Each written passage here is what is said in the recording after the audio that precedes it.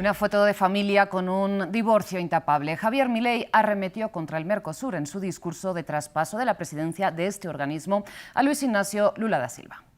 Debemos, en definitiva, dejar de pensar al Mercosur como un escudo que nos proteja del mundo y comenzar a pensarlo como una lanza que nos permita penetrar de forma efectiva en los mercados globales, mercados de los cuales hasta ahora las barreras aduaneras nos han excluido. Ante las amenazas incluso del argentino de abandonar el mercado común del sur, el Mercosur, el presidente de Brasil defendió que la unión aduanera es una valiosa herramienta de protección ante las guerras comerciales globales. En ese esfuerzo será imprescindible otorgar prioridad a 5 temas. El primero es el fortalecimiento del comercio entre nosotros y con socios externos. Todavía hay fronteras por superar, como la inclusión de los sectores automotor y azucarero en nuestra unión aduanera. Aplazar esta tarea significa sacrificar el potencial estratégico del bloque en materia de producción de vehículos eléctricos y de biocombustibles. La prosperidad no se construye solo con grandes negocios. En el debate de France 24 nos preguntamos si habrá una diferencia entre la presidencia de Argentina y la de Brasil, si el horizonte es la integración o la flexibilización de esta Unión Sudamericana, si logrará Lula, en sus propias palabras, como dijo, que Macron abra su corazón y ratifique el acuerdo Unión Europea-Mercosur. Para este debate contamos, por un lado, con Regiane Bressan. Ella es profesora de Relaciones Internacionales de la Universidad Federal de Sao Paulo, en Brasil, especialista en América Latina, pero hoy nos acompaña desde Bogotá, Colombia. Por otro lado, contamos con Anabel Ortega, catedrática de la Universidad Iberoamericana, politóloga e internacionalista y analista de temas globales, y está con nosotros desde Ciudad de México. Regiane, Anabel, muchísimas gracias por aceptar esta invitación a debatir aquí en France 24. Antes de entrar en materia, les recuerdo a ustedes que, si bien ya saben que pueden repetir este y todos los programas de France 24 en nuestra página web y también en nuestro canal de YouTube, ahora pueden volver a escucharlos en el formato podcast a través de las principales plataformas de streaming de audio, que son las que están viendo en estos momentos en sus pantallas. Ahora sí, Regiane, Anabel, empecemos, y les pido que, para dejar un poco marcada su opinión de entrada, planteen cada una de ustedes qué opinan, qué conclusiones extraen de esta cumbre del Mercosur. Regiane, empiezo por usted. Hola, muchas gracias. Buenas tardes, buenas noches a todos. Bien, la cumbre del Mercosur marca justamente un momento muy próspero a Brasil, que está muy seguro del acuerdo con Unión Europea. Lula ha dicho en la última reunión con Macron que durante su presidencia, hasta el fin del año, va a ratificar el acuerdo. Así que tenemos una expectativa muy positiva sobre la presidencia pro tempore brasileña. Sabemos que Milei estaría en contra del Mercosur, pero tampoco Milei ha avanzado para acuerdos individuales, tampoco no se ha retirado del Mercosur. Así que creemos que Mercosur va a caminar rumo al acuerdo con Unión Europea, lo que finalmente lograría un éxito muy grande para nuestros países. Regiane, pues enseguida profundizaremos en cómo se puede lograr desbloquear este acuerdo con la Unión Europea, pero antes, Anabel, quisiera pedirle también sus conclusiones de este encuentro.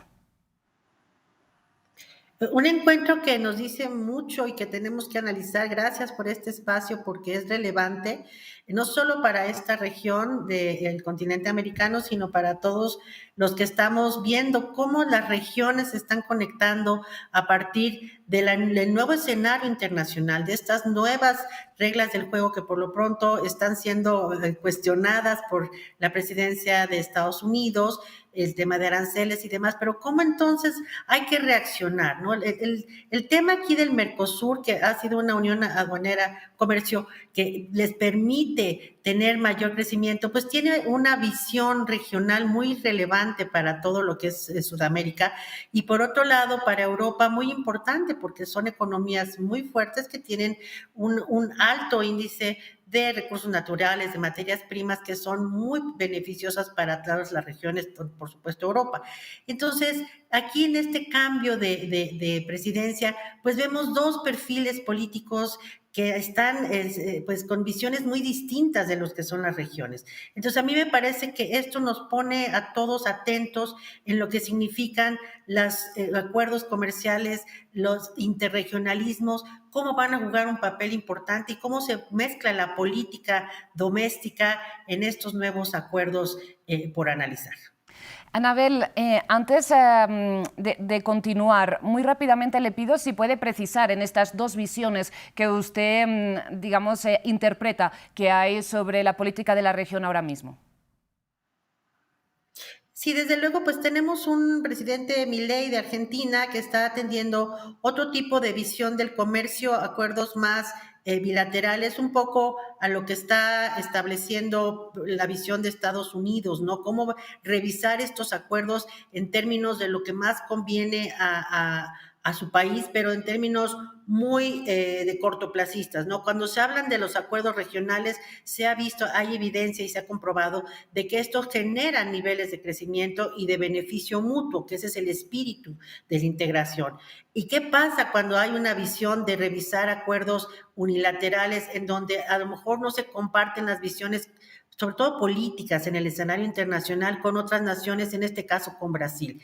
Me parece que aquí está jugando mucho la política y que el presidente Milei tiene una agenda que no necesariamente vemos de inmediato en la región, está tomando decisiones importantes respecto de su economía y de lo que puede ser un beneficio para la Argentina. Así es de que esto pues pone en una situación difícil a la región y por otro lado tenemos un presidente de Brasil que está viendo por su región, está viendo todas las opciones en un escenario internacional muy complejo en donde la sensatez, la estrategia debe jugar un rol muy importante para tener un crecimiento, unos beneficios en el mediano plazo. Entonces, aquí la política está siendo un factor muy decisivo de lo que están revisando ambas naciones importantísimas en el Mercosur, por supuesto, y desde luego hacia la Unión Europea, que también tienen sus propios arreglos y sus propios contrapesos por allá para poder ratificar este tipo de acuerdos y decisiones. Claro, antes de entrar en la óptica, ¿no?, desde la Unión Europea,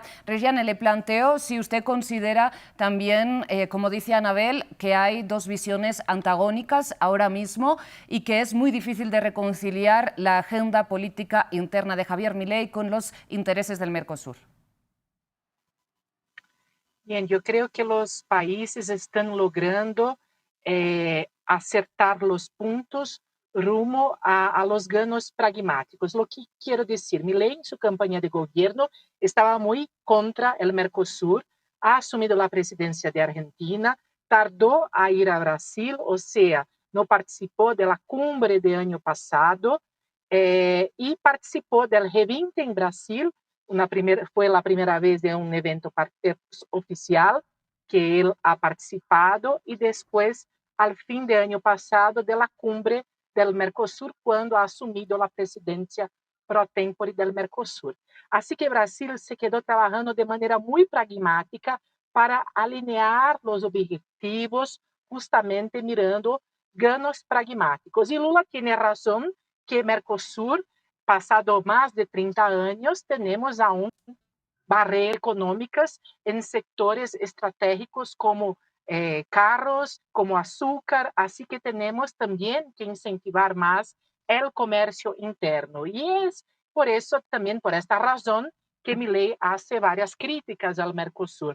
O sea, ahora Lula quiere incentivar el comercio interno, obviamente que necesitaríamos trabajar en cadenas productivas internas al Mercosur y también mirar afuera, o sea, pensar en ganos pragmáticos. Incluso quiero decir que la participación de Milei de esta cumbre fue muy diplomática, él ha leído su discurso, no ha hecho muchas falas que comprometieran la diplomacia de su país y Lula también ha seguido con los protocolos, lo que fue muy bueno a todas las partes.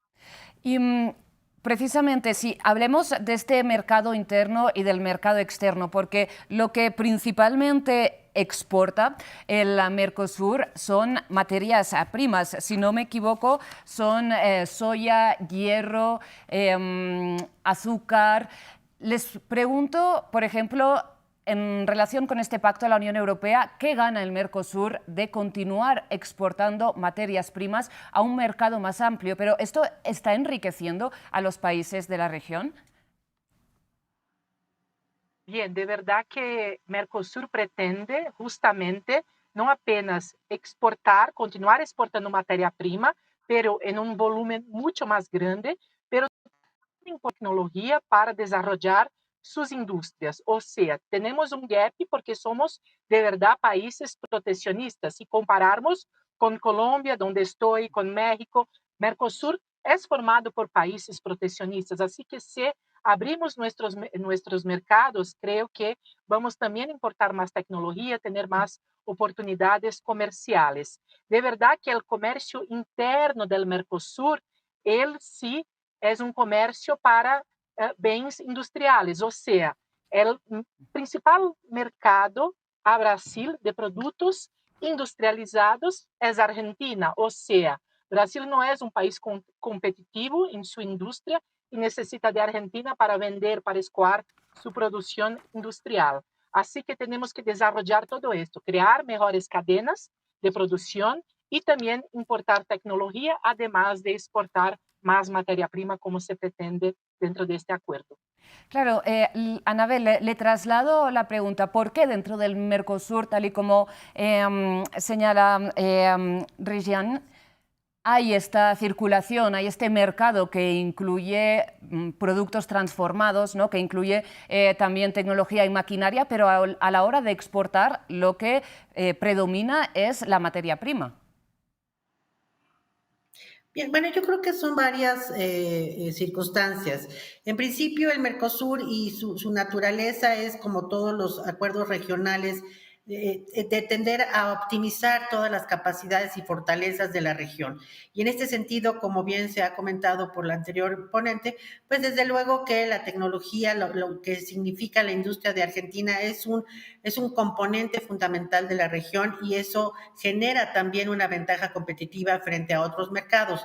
Sin embargo, sabemos que competir con tecnología e industria en otros mercados como los europeos, por ejemplo, pues no es tan fácil por el nivel de competitividad y también para aquellas regiones, por ejemplo, en el caso del EFTA, pues obviamente lo que se requiere más son productos agrícolas y materias primas. Ahora, ¿qué significan estos acuerdos interregionales que realmente son una gran opción de diversificación de mercados y por supuesto de relaciones comerciales? Pues el tener estos acuerdos de cooperación y de transferencia tecnológica, es decir, en el momento en que cada región aporta sus fortalezas, lo que podemos ver son estos esquemas de transferencia tecnológica, de concertación y cooperación que pueden ser muy beneficiosas para ambas partes. Sabemos que en el caso del EFTA, por ejemplo, y muchos países de la Unión Europea, pues tienen ciertas carencias o necesidades de insumos agrícolas, pero por otro lado, no el EFTA, pero sí la Unión Europea, tienen ciertas medidas que proteger. Así que también los mercados, sobre todo el Mercosur o en otros países de Latinoamérica, incluido México, los productos agrícolas no son tan fáciles de colocar precisamente por ciertas medidas proteccionistas de otros mercados nacionales. Así es de que en este tipo como de acuerdos en donde se miran con visiones más pragmáticas, porque tienen que ver con el comercio, tienen que ver con las empresas, con los recursos y las capacidades, pues me parece que es un muy buen paso el tener esta apertura de diversificación y cooperación interregional. Pero le insisto, si al final el Mercosur lo que exporta es materia prima y esta materia prima se transforma, pongamos en este caso, en la Unión Europea, al final se enriquecen más, ¿no?, las industrias de la Unión Europea que las del Mercosur. Pero todo depende de las balanzas comerciales y de los acuerdos digamos, en lo más particular, en lo que tiene que ver con transferencia tecnológica. Esto necesariamente tiene que pasar por acuerdos muy minuciosos de cada país que participa, por ejemplo, en la ratificación y las protecciones que tienen, por ejemplo, los países de la Unión Europea para ciertos sectores, ¿no? El tema de aceites, el tema de algunos granos, etcétera, tiene que ver con estas medidas proteccionistas. Entonces, ¿desde dónde se tiene que mirar esta óptica? Desde la diversificación del comercio y de ampliar las relaciones regionales. Las balanzas comerciales son las que nos van a ir dictando dónde afinar estos acuerdos, dónde estas negociaciones pueden tener un beneficio propio. Y a mí me parece que justo en un mundo de policrisis tan complejo, donde el multilateralismo está teniendo unos abruptos movimientos por tensiones geopolíticas, una forma de tener aliados, de tener opciones, son este tipo de acuerdos que permitirán también generar relaciones diplomáticas en otro nivel. Es cierto, hay que tener mucho cuidado, lo digo como mexicana, desde los acuerdos que hemos firmado en Norteamérica, de que hay sectores y áreas sensibles en las que tenemos que ser muy cuidadosos para poder tener realmente el beneficio que significan estos acuerdos. Claro, porque, por ejemplo, Rejane, le traslado, ¿qué beneficio puede tener el Mercosur, en particular Argentina, de la exportación de litio? De verdad que no apenas Argentina, pero también Bolivia pueden beneficiarse mucho con la exportación de litio y de otros productos minerales a la Unión Europea. Importante decir que tenemos, claro, un grupo de agronegocio que actualmente tiene mucha fuerza dentro del Congreso de Brasil y que presiona para que el acuerdo sea ratificado. Y la industria nacional de Brasil, a despeito de conocer un poco los impactos y la concurrencia que sufriremos de Unión Europea, ellos están de acuerdo, como yo decía, sobre la importación de tecnología. Así que es un acuerdo que tenemos idea lo que puede pasar.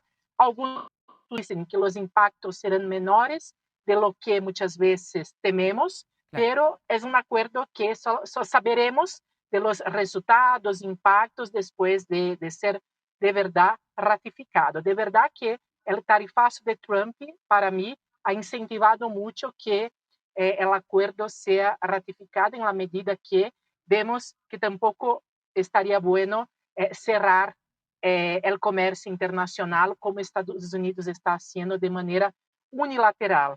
O sea, queremos ahora trabajar en la contramano de Estados Unidos y mantener no apenas un acuerdo comercial, pero como estaba diciendo acá, justamente una relación institucionalizada, una relación de confianza entre los países del Cono Sur y Unión Europea.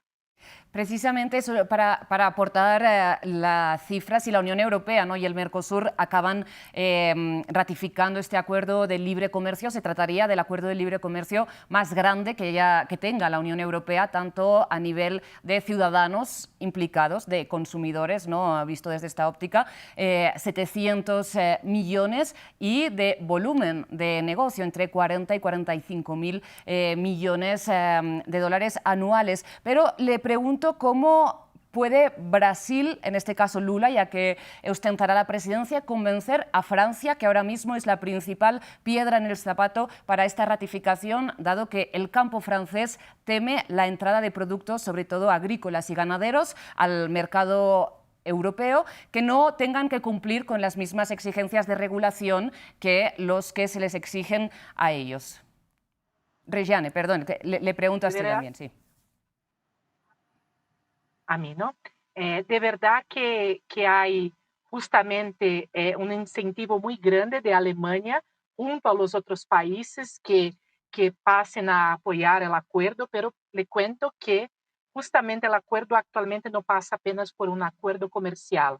Para la Unión Europea, ver China muy presente en nuestra región, ver Brasil muy cerca de Rusia y China con el BRICS. Vamos incluso mañana a tener una reunión de BRICS, para la Unión Europea esto tiene un peso político muy grande. O sea, para mí está muy claro que ahora la Unión Europea va a pasar a apoyar un poco más este acuerdo porque es una forma de la Unión Europea ejercer un poco más de influencia en una región que era de influencia de Estados Unidos, aún tenemos influencia de Estados Unidos, pero, por ejemplo, Brasil está cada vez más cerca a Rusia, a China, con BRICS, y China está muy presente en nuestra región. Claro. Quiero decir que si no sale el acuerdo, China estará cada vez más acá disfrutando del potencial latinoamericano.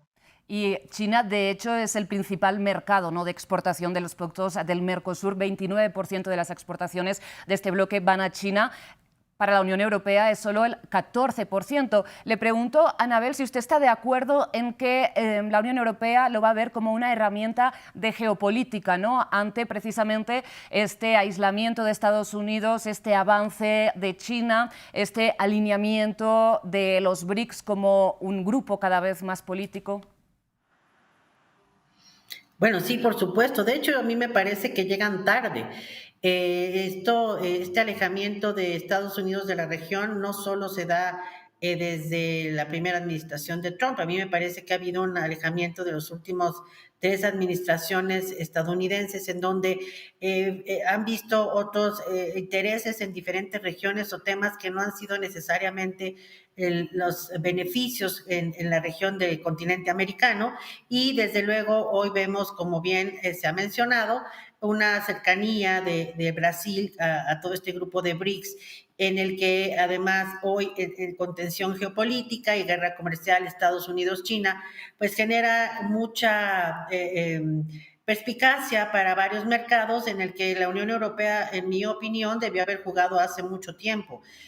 Justamente lo que está la Unión Europea experimentando es esta dependencia política y diplomática de los Estados Unidos, en el que hoy vemos que el propio presidente Trump pues, ha revisado también las condiciones de negocios que tiene Estados Unidos con la Unión Europea, y que la Unión Europea está viendo, incluso lo vimos en la reciente reunión que tuvieron de la OTAN, cómo ha sentido la presión de las nuevas imposiciones, por supuesto, de contribuciones económicas a diferentes organizaciones internacionales que lidera Estados Unidos, como la OTAN, por ejemplo, y otro tipo de presiones que han experimentado, en el que pues tendrían que revisar como Unión Europea nuevos aliados, también otras estrategias de tener oportunidades no solo de comercio, sino también diplomáticas,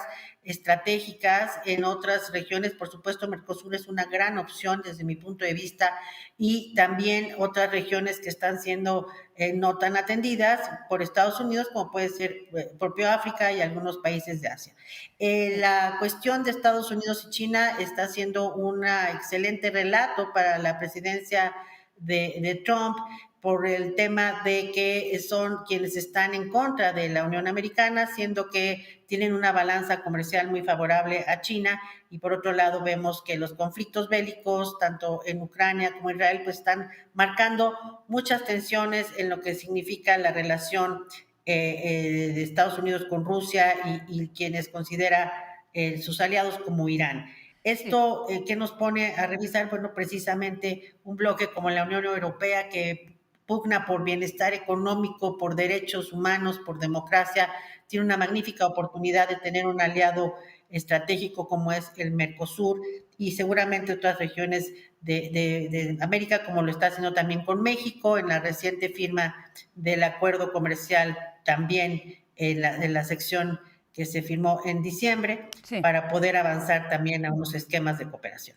Y Anabel, ahora es muy interesante este movimiento, ¿no?, de alianzas, esta recomposición que usted menciona, pero quizás para un ciudadano de a pie, pongámonos en este caso de Francia, pero de cualquier país de la Unión Europea, ahora mismo no le influye tanto en su día a día el hecho de que haya disputas en el interior de la OTAN, de que a nivel de estrategia geopolítica se estén alejando Estados Unidos y la Unión Europea, pero sí que le impactaría directamente quizás lo que decíamos, una entrada de productos agrícolas o todo lo que pueda exportar al Mercosur directamente al mercado europeo. Entonces, le pregunto cómo puede hacer Macron para salir de esta encrucijada y, por un lado, seguir estos intereses que usted señala como estratégicos de firmar el acuerdo con el Mercosur, y, por el otro lado, digamos, responder a las demandas de su ciudadanía.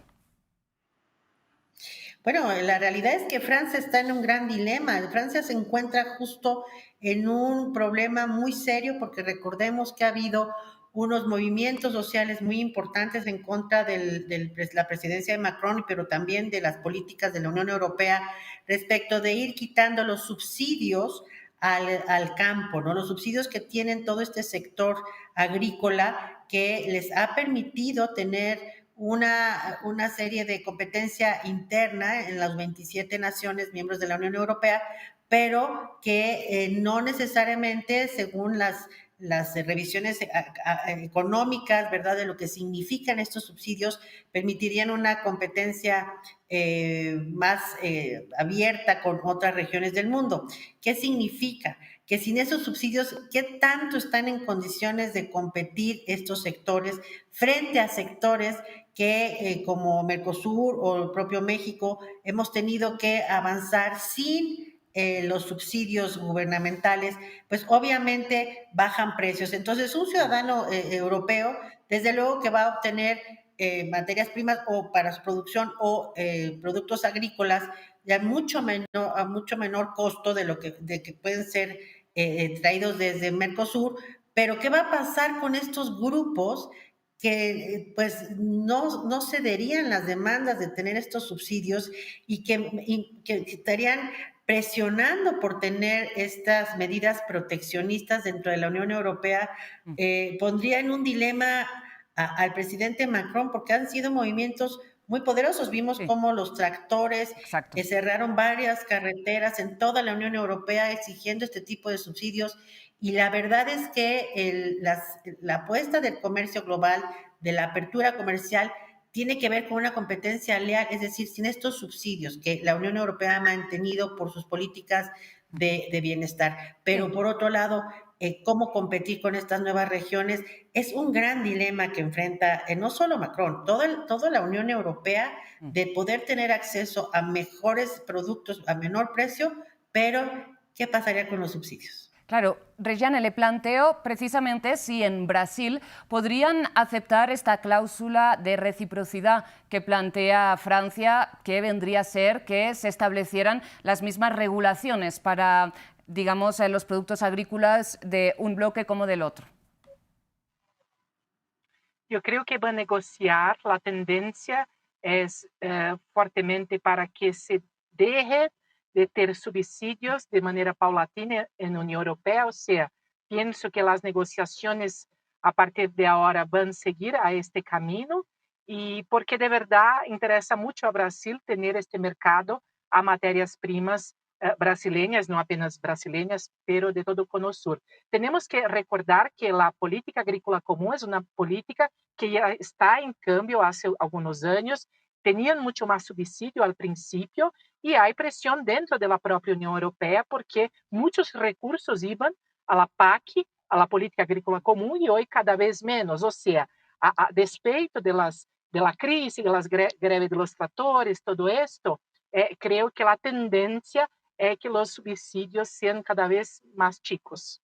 Y para ir cerrando este debate, porque, bueno, cómo avanza este acuerdo con la Unión Europea es algo que está por ver, iremos siguiendo el desarrollo. Les planteo algo que las dos han comentado, y es que han descrito el Mercosur un poco como un bloque político y, sin embargo, está pensado inicialmente como un bloque económico, como una unión aduanera, poco a poco un mercado común, y en la región existen varios espacios de integración, la CELAC, por ejemplo. Entonces, les pregunto qué tan, digamos, viable es que el Mercosur se integre políticamente y se pueda ver como un bloque con los mismos intereses geopolíticos que, por ejemplo, la Unión Europea. Regiane. Bien, de verdad que Mercosur ha nacido justamente en 1991 como un bloque económico, pero ha cambiado mucho con la ola de los gobiernos de izquierda, la ola rosa al principio de este siglo, y actualmente Mercosur obviamente tiene problemas de ideología política, recordando que Mercosur depende mucho de los intereses del Ejecutivo, de los presidentes, diferente de la Unión Europea, que tiene una institucionalidad mucho más avanzada, que es supranacional, tiene supranacionalidad y nosotros no tenemos nada. Así que dependemos mucho de las negociaciones entre los gobiernos, esto es importante decir, pero Mercosur, pasado esta ola rosa, esta ola de gobiernos progresistas, hoy mira mucho afuera, o sea, lo que mantiene Mercosur vivo con Bolsonaro, Milei, que estarían en contra, pero se mantiene dentro del Mercosur, es pensar que Mercosur aún puede ser una plataforma de inserción de estos países mundo afuera. O sea, Mercosur vive para pensar en acuerdos extras regionales. Muchas gracias. Y, por ejemplo, en esta cumbre ha participado Bolivia ya como miembro del Mercosur. Les pregunto si ven posible que este bloque se amplíe a otros países de Sudamérica que ahora no forman parte, como Colombia, Chile, Ecuador, Perú. Anabel, ¿qué opina? Bueno, esto, bien se ha dicho, nace como una propuesta económica, es decir, la integración económica que ha tenido distintos niveles dependiendo la región y los intereses. Por ejemplo, tener una integración de tan amplio espectro como la política en la Unión Europea ha sido un proceso muy largo y de mucho consenso y de mucha inversión también, porque mantener este tipo de gobiernos, este tipo de reglas no ha sido fácil, incluso para los europeos. Ahí tenemos el caso justo del Brexit, lo que en su día decían que era mucho dinero que se iba a Bruselas, pero lo que sí es un hecho es que son las alternativas que tenemos frente, sobre todo en estos momentos de tensión, frente a imposiciones unilaterales, el hecho de tener regiones integradas que permitan negociar en conjunto, que potencien sus capacidades y fortalezas, me parece que es una gran alternativa, sobre todo en términos económicos. Ahora, para el tema de Mercosur, de momento a mí me parece que no habría condiciones en lo inmediato por estas negociaciones que están en puerta con la Unión Europea, pero por supuesto que dependiendo de la voluntad de los, como bien se menciona, de los ejecutivos, pues tendrían que ver si esto se podría emplear hacia otras zonas que de momento pues no se ve, digamos, al menos lo que yo he visto, que sea en lo inmediato por estas negociaciones con la Unión Europea. Desde luego siempre es una opción invitar a quienes pueden aportar a una región, pero creo que todos los días vemos tensiones arancelarias de todo este tipo en el comercio que pues van a ir diciéndonos y también a los países qué es lo que más conviene para su región y sus pueblos. Claro, como usted bien comenta, la Unión Europea también es un ejemplo de estas tensiones constantes entre los intereses nacionales de un país y los intereses supranacionales, ¿no? En este caso de Bruselas, de la Comisión Europea. Para ir cerrando este espacio, les pido un poco que nos planteen sus horizontes para el Mercosur, si es necesaria más flexibilidad, más integración, si después de la Unión Europea el objetivo sería China, lo que ustedes consideren que son un poco los retos que tiene este bloque por delante, con la mayor síntesis posible, porque ya nos estamos quedando sin tiempo. Regiane. Democracia, instituciones fuertes que sean capaces de garantizar que las reglas del bloque funcionen bien y también, obviamente, autonomía institucional. O sea, cuando dejamos el Mercosur o otros bloques de América Latina en las manos de los presidentes, tenemos una política de gobierno y no de Estado. O sea, Mercosur debería ser una política de Estado a todos los países del Cono Sur. Anabel. Desde luego sí, tener acuerdos muy claros, reglas muy precisas, pero también entender que los acuerdos comerciales en las regiones no son camisas de fuerza. Esto puede generar otro tipo de tensiones que terminan por no hacer exitosos los proyectos. Los acuerdos comerciales deben ser revisados porque el mundo es cambiante, es dinámico. Las tendencias comerciales, económicas van cambiando también los intereses. Sí es bueno tener una institución que dicte las normas del interés del Estado que pertenece a una región, pero también con permanentes revisiones de lo que conviene o no respecto de otras regiones, porque eso justo la Unión Europea pues le ha costado un poco más trabajo y ha tenido muchos problemas, como vimos con el Reino Unido, el famoso Brexit. En el caso mexicano hemos experimentado este tipo de cuestiones también, aunque no tenemos una integración de alto nivel, solo comercial, pues obviamente de Tratado de Libre Comercio, pues tenemos opciones de ver a otras naciones. Esa es una buena receta, pero desde luego para el Mercosur, pues esas instituciones fuertes con flexibilidad. Pues Anabel, muchísimas gracias. Rejane, muchísimas gracias también por habernos ayudado, ¿no?, a entender un poco todo este panorama que tiene al frente el Mercosur después de esta cumbre en que, como decíamos, la presidencia ha pasado de Argentina a Brasil. Veremos si Luis Ignacio Lula da Silva logra finalmente la ratificación con el Tratado de Libre Comercio con la Unión Europea. Lo seguiremos aquí, sin duda, en France 24. Antes de terminar, el agradecimiento es para todo el equipo técnico de producción y a ustedes por su atención.